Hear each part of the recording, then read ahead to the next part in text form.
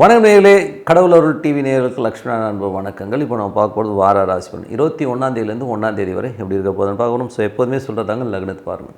ராசிக்கு பார்ப்பதை விட லக்னத்தை பார்க்க ரொம்ப பர்ஃபெக்டாக இருக்கும். உதாரணமாக ஒரு மகர லக்னம் விருச்சிக ராசினா நீங்கள் விருச்சிக ராசிக்கான பலன்களை பார்க்கறதோட மகர ராசிக்கான பலன்களை பார்க்க ரொம்ப பர்ஃபெக்டாக இருக்கும். முதல்ல வர்றது பொது பலன்கள், அதுக்கப்புறம் தசாபுக்தி பலன்கள். உங்களுக்கு ஜாதகத்தில் என்ன தசாபுக்தி அந்தரங்கள் வருதோ அதை நோட் பண்ணி வச்சு அதை மிங்கிள் பண்ணி பாருங்கள், ரொம்ப பர்ஃபெக்டாக இருக்கும்.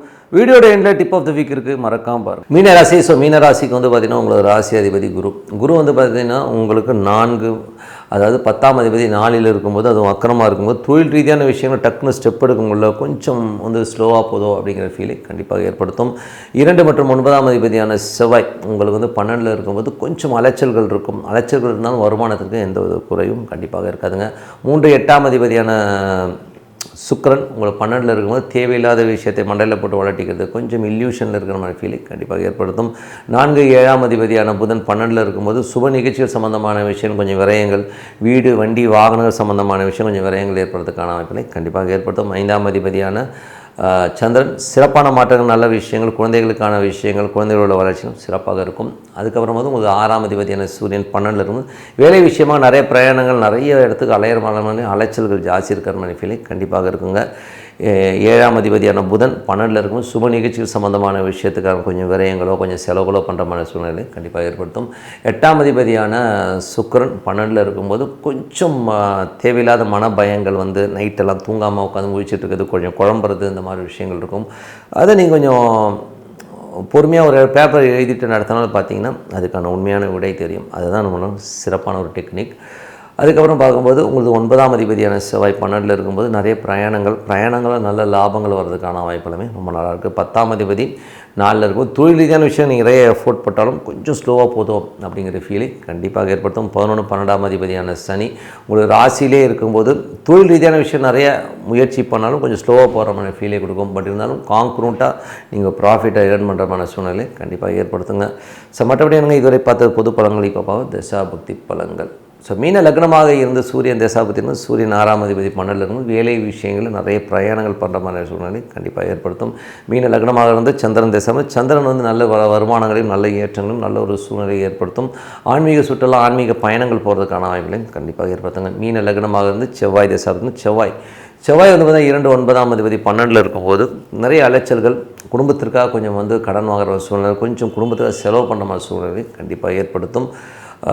அதுக்கப்புறம் போது மீன லக்னமாக வந்து ராகு 12ல் இருக்கும்போது பிரம்மாண்டமான விஷயங்கள் ஏதாவது பெருசாக சாதிக்கணுங்கிற எண்ணங்களை கொடுக்கும். பட் அதுக்காக நீங்கள் ஸ்டெயின் எடுப்பீங்க. இருந்தாலும் சில நேரங்களில் நிறைய கன்ஃபியூஷன்ஸ் வந்து போகிற மாதிரி சூழ்நிலை கண்டிப்பாக ஏற்படுத்தும். மீன லக்னமாக வந்து குரு தசாபதி வந்து குரு வந்து பார்த்திங்கன்னா 10ஆம் அதிபதி 4ல் இருக்கும்போது அதுவும் வக்கரமாக இருக்கும்போது தொழில் ரீதியான விஷயம் நீங்கள் போகிற எஃபோர்ட்டுக்கு ரிசல்ட் வரலையோ கொஞ்சம் ஸ்லோவாக போதுங்கிற ஃபீல் இருக்கும். பட் இருந்தாலும் மார்ச் 14ஆம் தேதிக்கு மேலே எல்லாமே சிறப்பாக நடக்குங்க.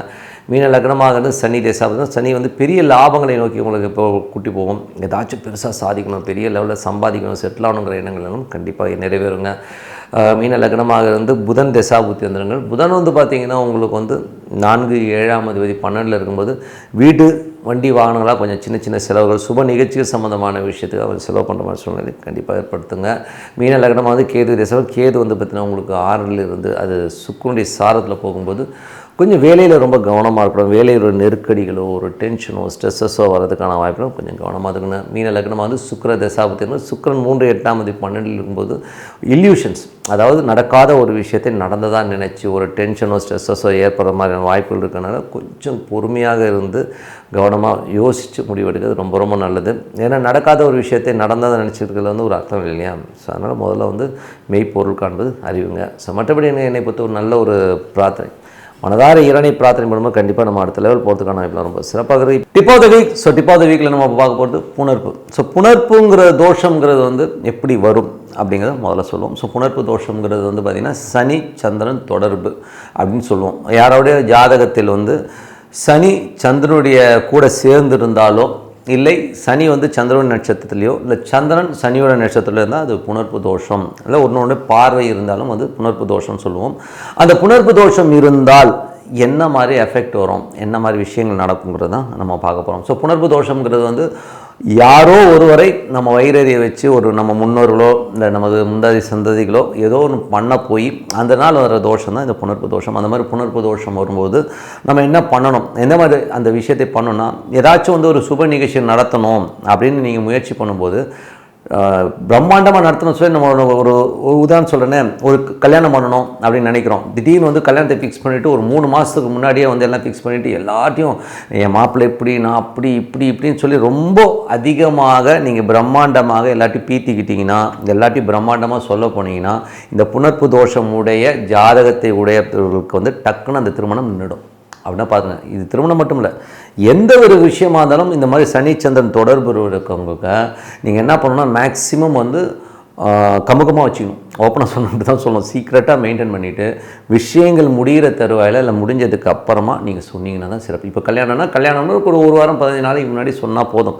நீங்கள் ஒரு 3 மாதத்துக்கு முன்னாடியே நான் அப்படி மாப்பிள்ளை இப்படி டாக்டர் டாட் போட்டுட்டிங்கன்னா ஒரு பர்டிகுலர் டைமில் வந்து டக்குன்னு பிரேக் ஆகி நின்றுடும். ஸோ அதனால் வந்து புணர்ப்பு தோஷங்கிறது வந்து ஜாதகத்தில் இருக்குன்னா மேக்ஸிமம் நீங்கள் வந்து எந்த சுப நிகழ்ச்சி, நான் வீடு கட்டுறேன், பெருசாக கட்டுறேன், நான் பிரம்மாண்டமாக கட்டுறேன் ஆய்வுன்னு நீங்கள் பீத்திக்கிட்டிங்கன்னா டப்புன்னு வந்து புணர்ப்பு தோஷம் இருக்குன்னா அது அப்படியே ஆஃப் ஆகி நின்று போயிடும். அதுக்கப்புறம் நீங்கள் உட்காந்துடணும், ஐயோ என்னங்க அது. ஸோ அந்த மாதிரி தடங்களை ஏற்படுத்துறது தான் வந்து இந்த புணர்ப்பு தோஷம்.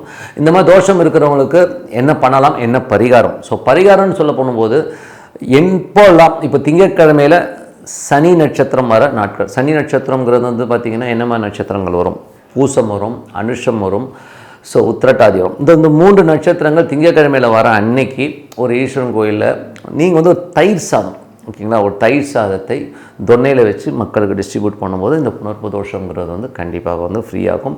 அதே மாதிரி சனிக்கிழமைகள், ஒன்று திங்கட்கிழமை பண்ணலாம், இல்லைன்னா சனிக்கிழமைகளில் சந்திரனுடைய நட்சத்திரங்கள் என்ன வரும், ரோகிணி வரும், அதுக்கப்புறம் அஸ்தம் வரும், அதுக்கப்புறம் திருவோணம் வரும். ஸோ இந்த 3 நட்சத்திரங்கள் வர நாளில், அதுவும் சனிக்கிழமைகள் இந்த நட்சத்திரம் வரும் நாளில் வந்து ஒரு தொன்னையில் வந்து தயிர் சாதம் வச்சு மக்களுக்கு டிஸ்ட்ரிபியூட் பண்ணும்போது கண்டிப்பாக இந்த தோஷத்துலேருந்து கண்டிப்பாக நிவர்த்தி கிடைக்கும். அது வந்து ஒரு ரிலீஃபை கண்டிப்பாக கொடுக்கும்.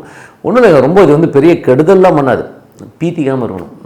நான் யார் தெரியுமா, நான் பெரிய ஆள் தெரியுமா ஆய்வின்னு சொல்கிறோம் பார்த்தீங்களா, அந்த மாதிரி நீங்கள் வெளியில் பிரம்மாண்டமாக தம்பட்டம் அடிக்க ஆரம்பிச்சிங்கன்னா இதை அப்படியே ஆஃப் பண்ணிடும். ஸோ அதனால் இது பரிகாரம் பண்ணி பாருங்கள். கண்டிப்பாக ஒரு சிறப்பான விஷயங்கள், நல்ல விஷயங்கள் நடக்கும்னு சொல்லிட்டு உங்களிடம் விடைபெறுவது உங்கள் லட்சுமி நாராயணன். நன்றி, வணக்கம். கடவுள் அருள் டிவியை பார்த்தமைக்கு நன்றிகள். மேலும் இது போன்ற தகவல்களை தெரிந்து கொள்ள கடவுள் அருள் டிவியை சப்ஸ்கிரைப் செய்யுங்கள். மறக்காமல் பெல் ஐக்கானை கிளிக் செய்யுங்கள்.